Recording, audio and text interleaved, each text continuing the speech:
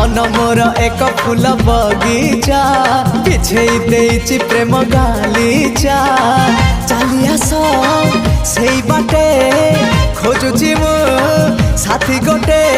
सुंदरी सुरयना ना ना झुमता ना ना ना आस सुनयना झुमता ना ना ना आस सुनयना झुमता ना ना ना ना आस सुनयना झुमता ना ना ना आस सुनयना।